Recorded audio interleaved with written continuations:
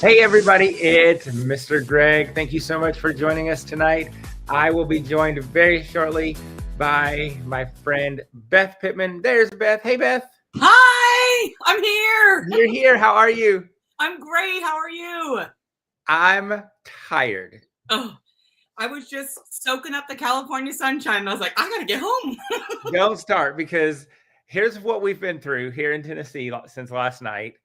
Starting at about 2:30 last night, we had our first tornado warning of the night.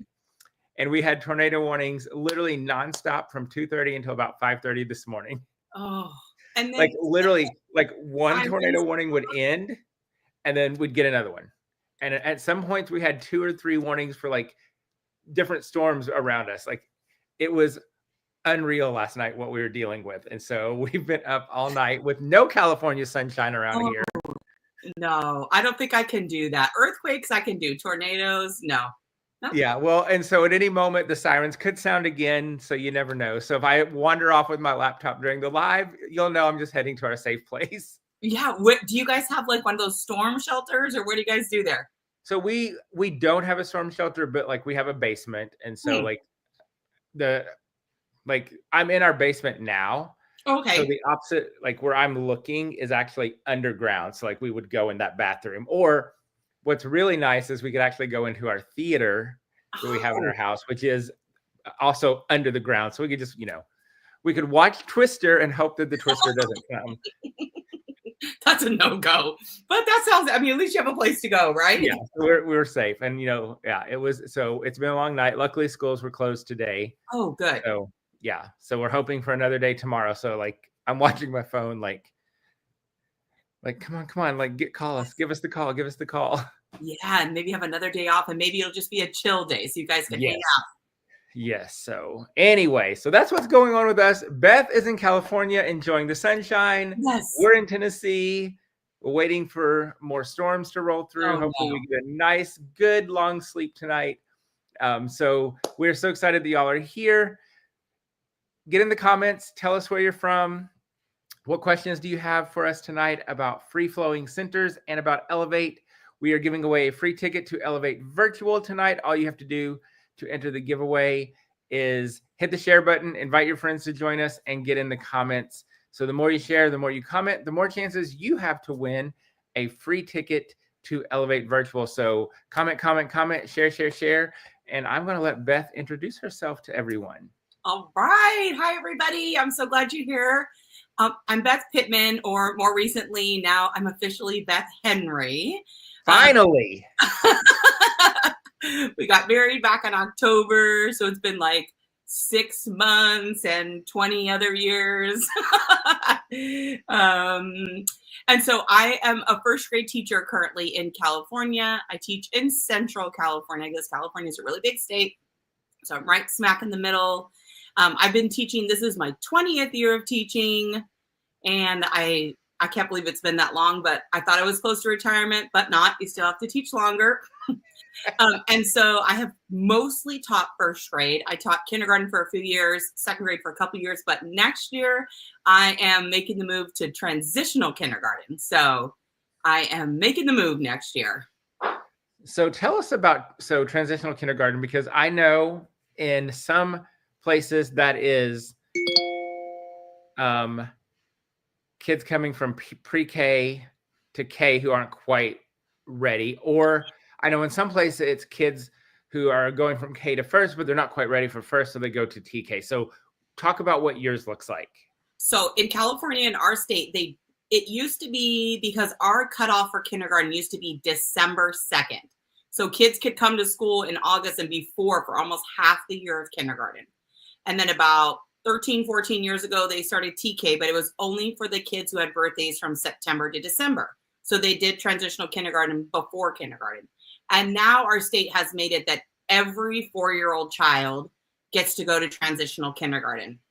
And it's supposed to be completely play-based curriculum, everything that we'd like to see. I like to call it the year we get ready to be a student, right? We learn to share. We learn to sit and listen to a story. We learn to, have social, emotional, all of that stuff. So that is what it is in California. They call it the bridge between preschool and kindergarten. It's not preschool, it's not kindergarten. Okay. Right in the middle. I like it. I like it. So it's what kindergarten used to be, right? Where they learn how to do school and where they learn how to be a student. I love that. Yeah.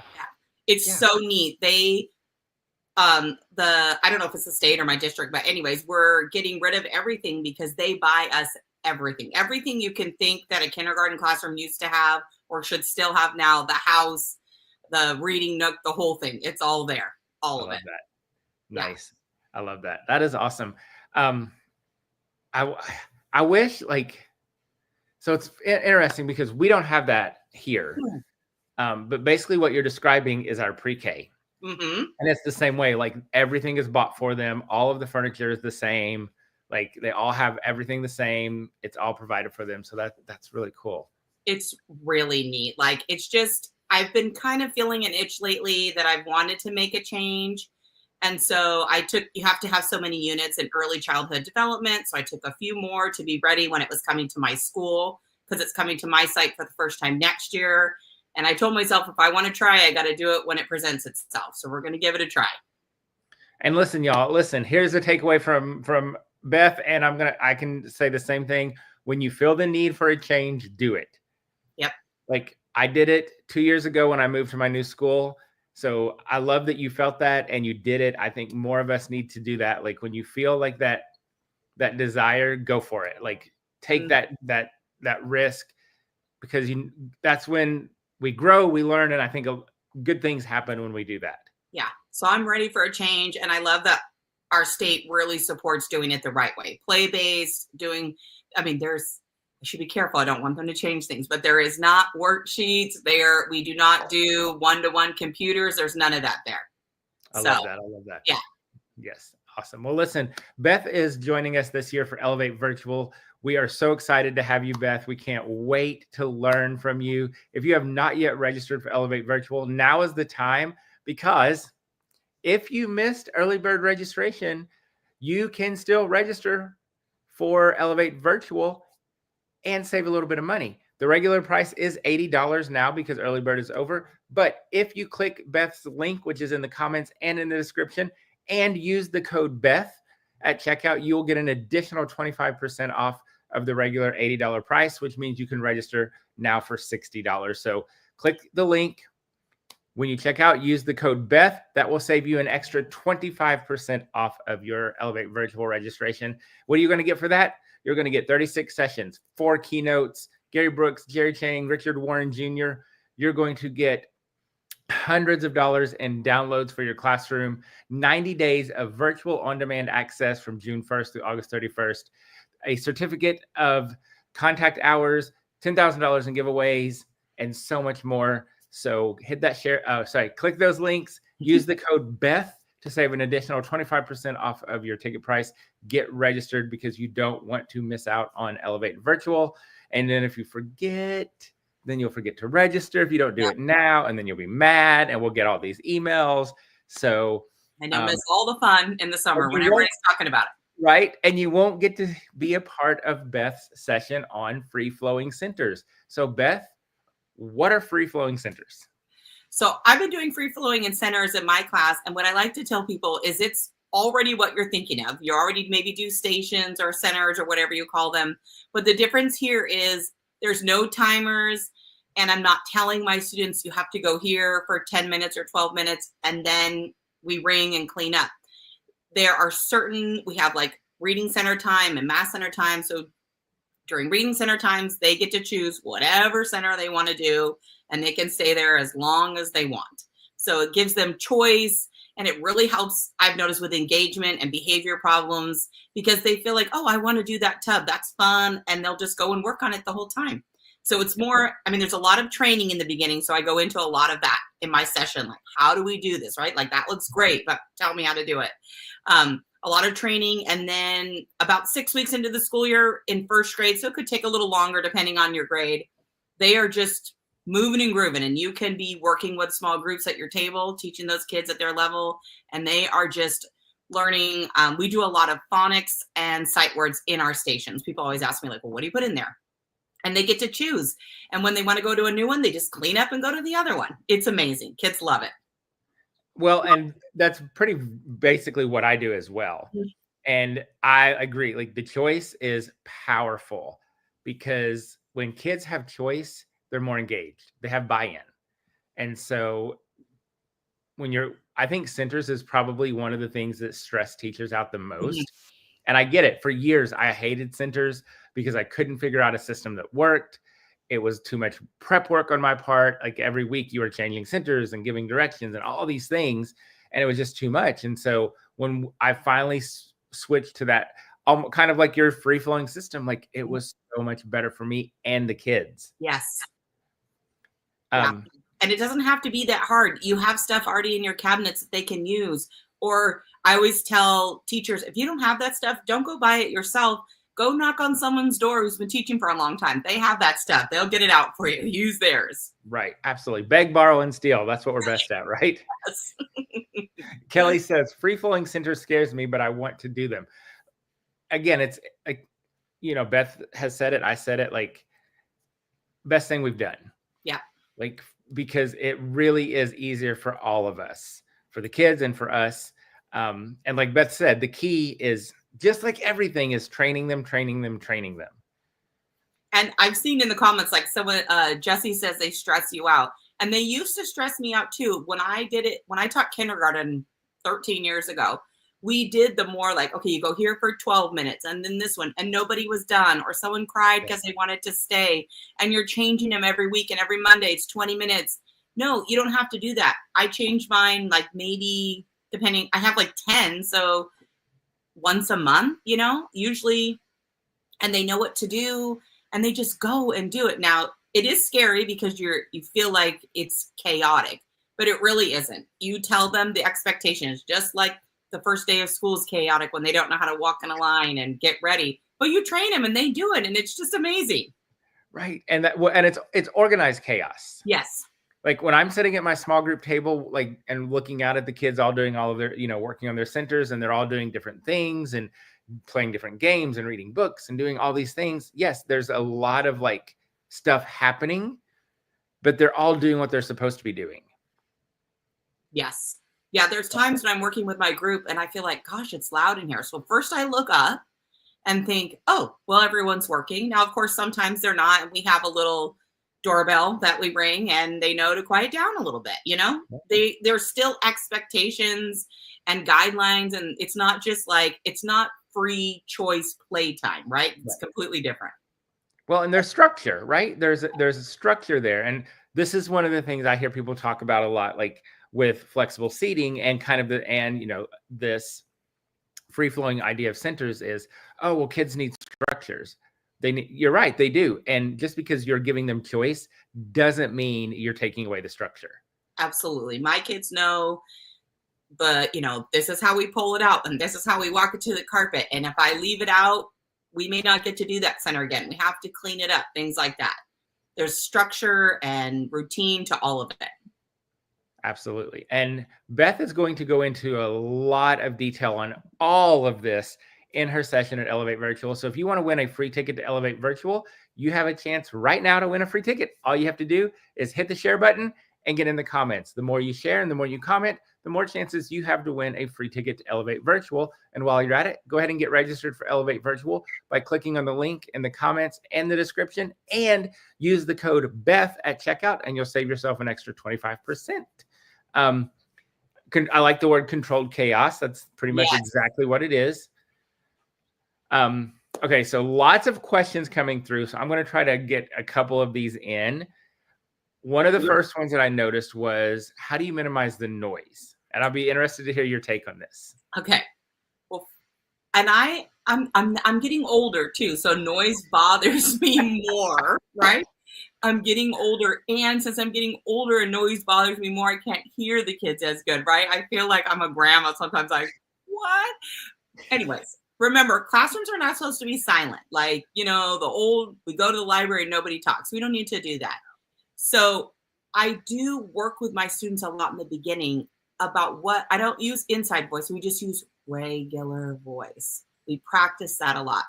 And I'll walk around the room and use a regular voice in the back, and they'll notice, oh yeah, I can't hardly hear her. I can hear her, but I can't hear every word she's saying. So we work a lot on that. If the whole room can hear you, you're too loud.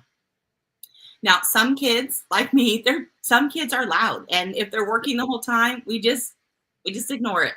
Now, I do have a doorbell, and if the noise is so loud that I can't hear my kids at my table because I need to hear them reading and stuff, I will ring the doorbell. And my students know, because I train them, that means it's too loud. So everybody just kind of freezes, and then they calm it back down. But it is noisy. You know, people walk by the room and you can see their heads, like, if the door is open, they're like, why is it so, what's going on in there? But they're all working and doing what they're supposed to be. But it can be noisy, but it's not all day it's not all day long.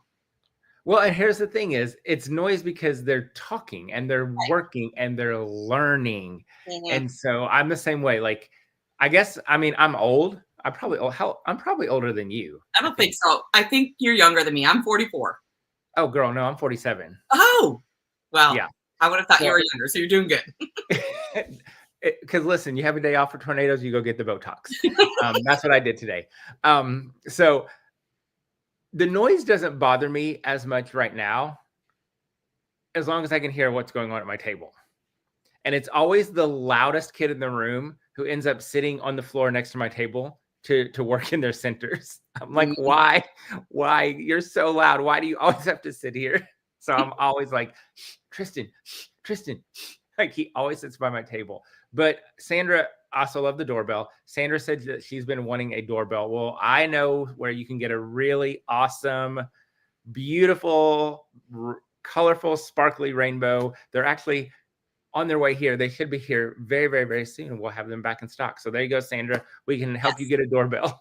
You need that doorbell. Go and get yourself one. You will just love it. Like, and then you don't even have to stop to say, oh, friend, You just press it and it goes and makes the noise, and you just keep going with your group. And the kids know, and if they need to, they'll, oh, that's really nice of you, Maria. She says you both seem a lot younger than Right. She's our new favorite. Perfect. Maria, keep commenting. Try and win a free conference.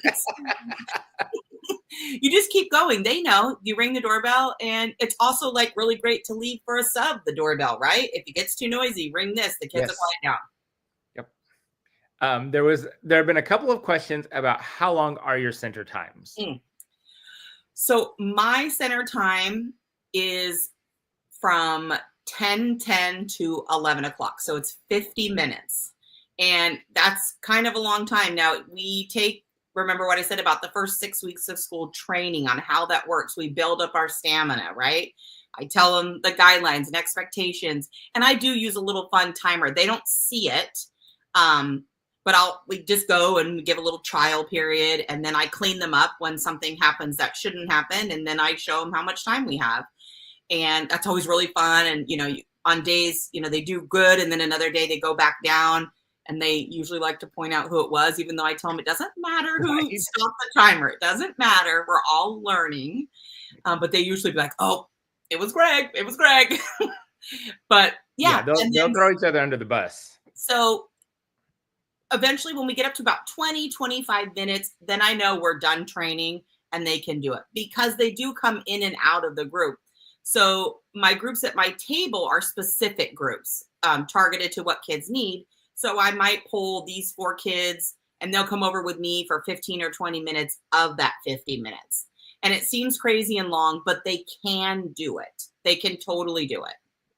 Well, and the thing is, like, 50 minutes, like, yeah, we're about the same. We'll go anywhere from like 40 to 60 minutes. Mm-hmm.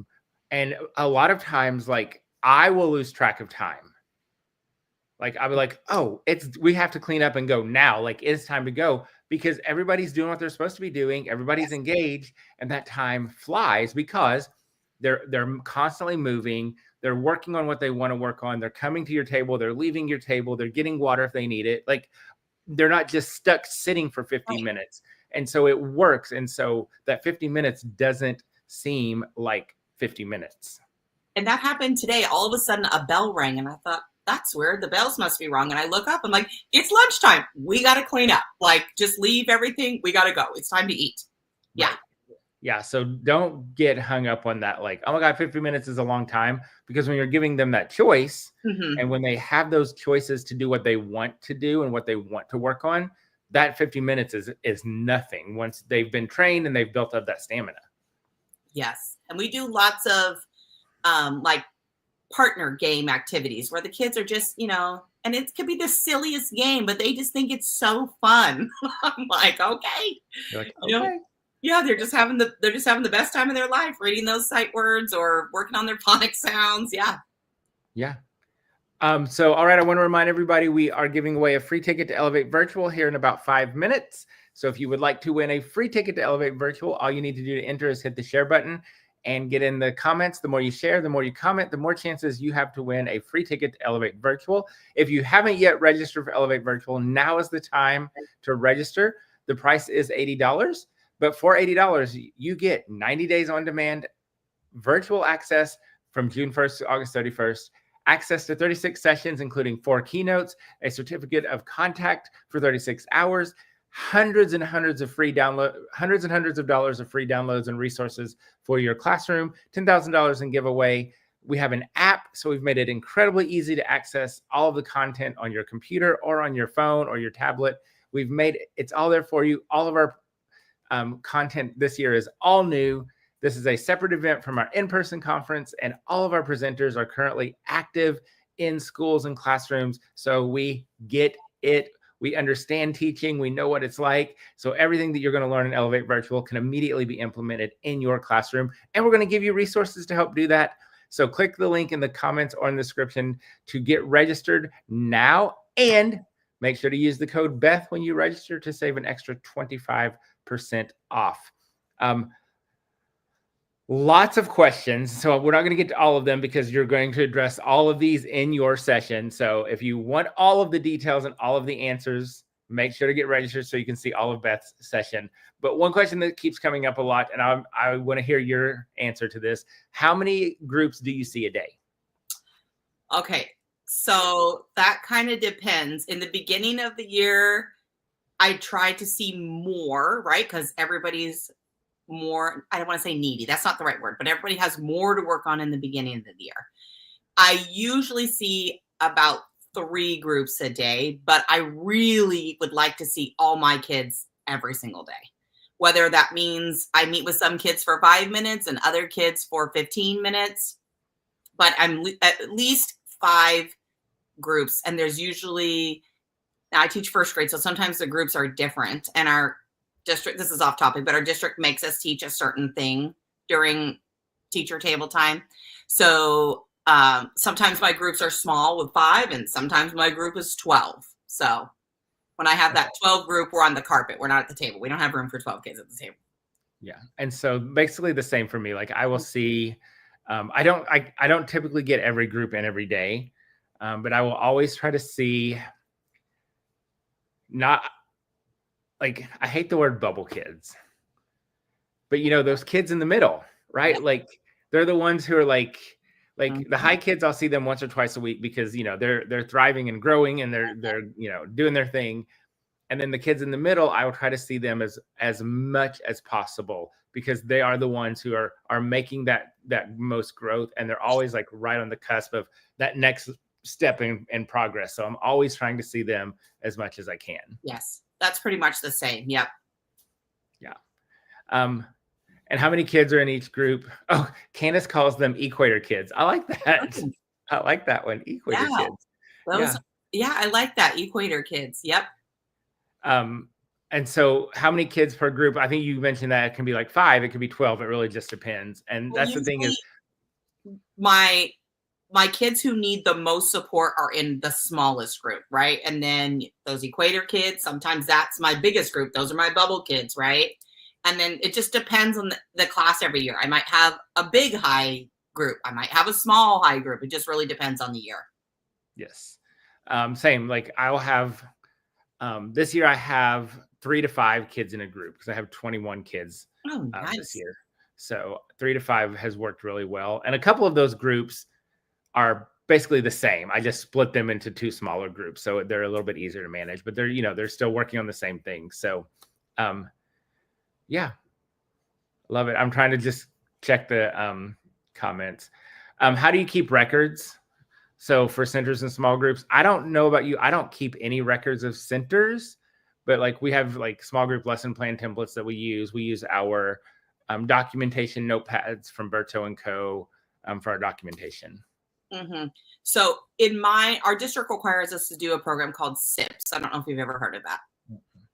It's just whatever. It is what it is. And so it has specific, after so many lessons, you give a mastery test. So we have that documentation for my small group table, right? And then of course, any other district assessments, or if I have my own assessments. And then like Greg, let's see, how do we put this? I don't regularly check like the center work. A lot of my centers don't have a recording sheet. It's just an activity. If there is a recording sheet, like we do a lot of write the room, count the room, they'll show me when they're done, but they know that they can't show me if I'm working with a group. So they'll carry this piece of paper around with them for a while and show me at the end. But a lot of times I don't have a recording sheet because really in my mind, the most important stuff is happening at my table where I'm guiding them and we're working on what they need. And in centers, it's mostly stuff that they're working on, but they're not struggling at it. They know how to do it. They know what the activity is. So if they're struggling, then we're going to have off-task behavior. Right. Absolutely. You want them to be able to work independently and be successful. And it's always things they already know. Like it's never new material. And the same, like I don't check them. I don't have time for all that paper and all that. No, I don't want that stress. No. And it's less work on me if there isn't copies to make and papers to collect or this or that. No. Yeah. My kids, they know when they're done with the recording sheet, it goes right in their box to go home. Like, don't even try to bring me that stuff. I have no desire for that. Or sometimes like if it's a paper that, let's say it was like a spin in color with sight words, my kids know to read it to someone else in the room. They take the paper to somebody, they can read the words to them. And then they just take it home. Nobody has time for that. So right. And you're monitoring from your table and you're up moving around and monitoring. So you're on top of it. The kids know what they're doing. They get to have that choice. So yeah. You're in control of what they're working on in centers. So, tell yourself you're confident in yourself. You know what you put in there is helping them learn and grow. Like it's okay. Right. You did. I like that. You're right. Like you're in control. You're basically you're directing them, but they still have choice. Yeah. Yeah. I love it. They think they're in control, but they're not. Right. They want to be. Yeah. And they feel like they are sometimes. Yeah. Sometimes it feels like they are too. Yeah. So listen, y'all, I'm going to give you 1 more minute to hit the share button, get in the comments. And in 1 minute, we're going to choose a winner for a free ticket to Elevate Virtual. If you haven't yet registered for Elevate Virtual, now is the time to do it. Click the link in the comments or in the description and use the code BETH at checkout, and that will save you an extra 25% off. So you can register for Elevate Virtual for only $60. So save yourself 25%. Get registered. 90 days virtual on-demand access from June 1st to August 31st. 36 sessions, 4 keynotes. Every session has free downloads for your classroom, $10,000 in giveaway. We have an app so you can access the content on the app or on your laptop. So we've made it easy to watch anytime, anywhere during those 90 days. You can fast forward, rewind, skip, watch the sessions as many times as you want. So what are you waiting for? Why have you not registered? Do it now. Click the links to register.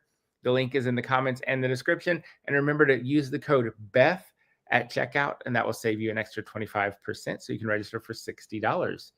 The app is awesome. I love that you guys started doing the app. I'm usually floating in the pool, listening to it on the side. Like it's perfect on the go. You just do it wherever. Wherever. That's the beauty of a virtual conference. Like, yes, you need to come to Elevate in person because there's nothing like an in-person conference. There's nothing like Elevate in person. But one of the beauties of a virtual conference is you can literally watch it anytime, anywhere, and make it work for you, including floating in the pool. Or you can do both because all the sessions are different everywhere. So yeah.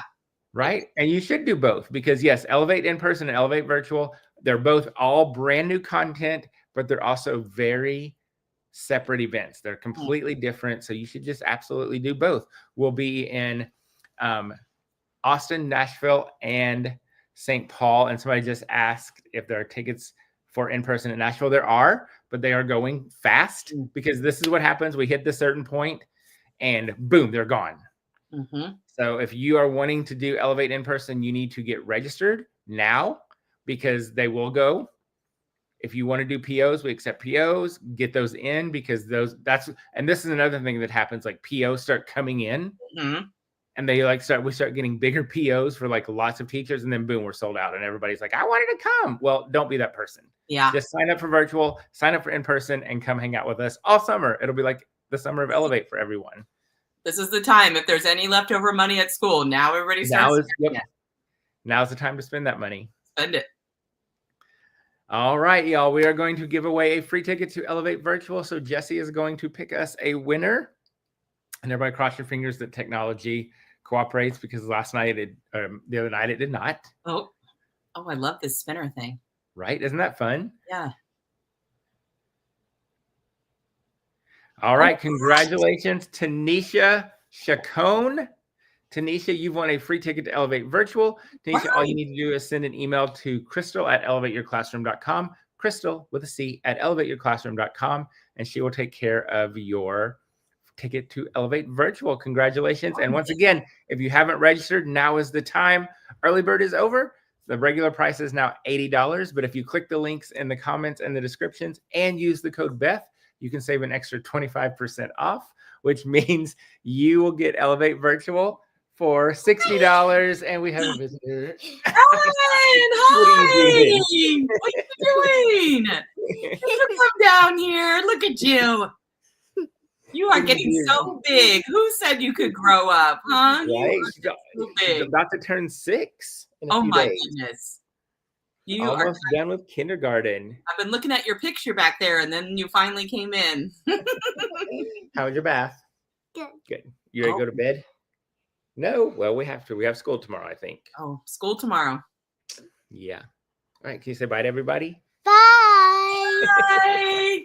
All right. Well, Beth, thank you so much for hanging out with us tonight. We really appreciate it. Thank you to all of you who took time out of your busy schedule to hang out with us tonight. We really appreciate it. And this is Dolly. I love her. Yes. Hi, Dolly. I see you too. Oh, and now they're both down here getting me. Welcome to live in our house, everybody. All right, Beth. Have a good night. Thank you so much. Bye, guys. Bye, Dolly. Thank you all so much. Dolly up. I picked Dolly up.